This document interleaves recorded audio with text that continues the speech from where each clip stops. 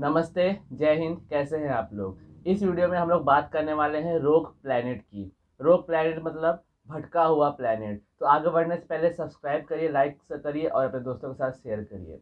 रोग प्लैनेट क्या होता है? रोग प्लैनेट का दूसरा नाम है फ्री फ्लोटिंग प्लैनेट, या फिर इसको हम लोग इंटरस्टेलर प्लैनेट भी कह सकते हैं। ये एक ऐसा प्लैनेट होता है जो किसी भी एक पर्टिकुलर स्टार का ऑर्बिट नहीं करता है, और ये ऐसे ही पूरे यूनिवर्स में ड्रिफ्ट करता रहता है, भटकता रहता है। इसका साइज़ जो होता है वो नॉर्मल हमारे प्लैनेट्स के ही जितना साइज़ हो सकता है।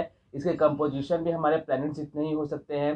फ़र्क बस इतना होता है कि ये किसी एक पर्टिकुलर स्टार का ऑर्बिट नहीं करता है, और ये हमेशा ही हमारे यूनिवर्स में इधर से उधर भटकता रहता है। अब हम लोग बात करें कि ये रोग प्लैनेट बनते कैसे हैं। रोग प्लैनेट जो होते हैं, इनके बनने के कई सारे कारण हो सकते हैं। पहला कारण तो ये होता है कि ये अपने स्टार का चक्कर लगाते लगाते किसी दूसरे स्टार के ग्रेविटेशन के इन्फ्लुएंस में आके ये अपने ऑर्बिट से भटक जाते हैं। दूसरा ये होता है कि जब भी कोई गैस के और डस्ट के क्लाउड इसके पास से गुजरते हैं तो ये उनके ग्रेविटी से इन्फ्लुएंस होकर ये भटक सकता है। ऐसे गैस के क्लाउड जो कि किसी स्टार का फॉर्मेशन नहीं कर सकते हैं।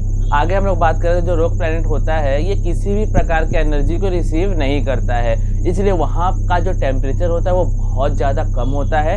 टेम्परेचर कम होने की वजह से वहाँ पे कोई भी हीट सिग्नेचर नहीं होता, इसलिए उसको हमारे यूनिवर्स में डिटेक्ट कर पाना बहुत ज़्यादा मुश्किल होता है। अगर हम लोग बात करें कि ये जो रोग प्लैनेट होते हैं इनकी संख्या कितनी हो सकती है, तो हमारे पूरे यूनिवर्स में जितने स्टार्स हैं इनसे कई गुना ज़्यादा रोग प्लैनेट हो सकते हैं, जो कि इधर उधर ड्रिफ्ट करते रहते हैं, भटकते रहते हैं हमारे यूनिवर्स में। रोग प्लैनेट जो होता है वहाँ पे लाइफ पॉसिबल है कि नहीं है, ये अभी भी बहुत सारे साइंटिस्ट इस पर रिसर्च कर रहे हैं, और अभी भी ये सोचने वाली बात है, क्योंकि बहुत सारे साइंटिस्टों का ये मानना है कि रोग प्लैनेट पे लाइफ पॉसिबल है, लेकिन ये हम पक्के तरीके से नहीं कर सकते। रीज़न क्या है? रीज़न ये है कि जो रोग प्लैनेट होते हैं वहाँ पे टेम्परेचर बहुत ज़्यादा कम होता है, किसी भी प्रकार के लाइफ फॉर्म का वहाँ पे पनपने का चांसेस बहुत ज़्यादा कम होता है। बहुत सारे रोग प्लैनेट पे वाटर भी हो सकते हैं, लेकिन टेम्परेचर कम होने की वजह से वो वाटर आइस के फॉर्म में कन्वर्ट हो गए होंगे। और बहुत सारे ऐसे भी बैक्टीरियाज होते हैं जो कि पानी के अंदर भले ही वो बर्फ़ में तब्दील हो गया हो। जैसे हमारे अर्थ का ही बात करो तो यहाँ पे बहुत सारे बैक्टीरिया जो है वो ग्लेशियर्स में जमे पड़े हैं। ऐसे ही दूसरे रोग प्लैनेट्स में भी पॉसिबल हो सकता है। इसको हम लोग डिटेक्ट कैसे करते हैं, क्योंकि उसका कोई हीट सिग्नेचर तो होता नहीं है। तो रोग प्लैनेट को डिटेक्ट करने का एक सिंपल सा तरीका है, उसके ग्रेविटेशनल फोर्स की वजह से।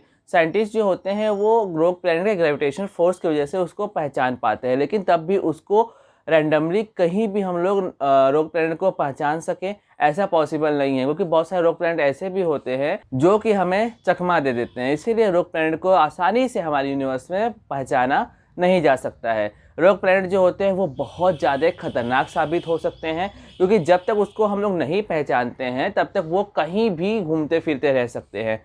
और अगर वो भटकते भटकते किसी एक पर्टिकुलर सोलर सिस्टम में एंटर कर गए तो उसके ऑर्बिट कर रहे प्लैनेट्स के साथ कोलाइड भी कर सकते हैं, जिससे कि वो पूरा पूरा प्लैनेट क्या हो सकता है, ख़त्म हो सकता है। तो रोग प्लैनेट का साइज़ जो होता है वो बहुत बड़ा भी हो सकता है, बहुत छोटा भी हो सकता है। उससे कोई स्टार नहीं होते हैं, वो भटकती हुई प्लैनेट होते हैं जो कि हमारे यूनिवर्स में बस ड्रिफ्ट करता रहता है। तो अगर आपको ये वीडियो अच्छा लगा तो फिर सब्सक्राइब करिए, लाइक करिए और शेयर करिए। Thank you very much for watching. Adios.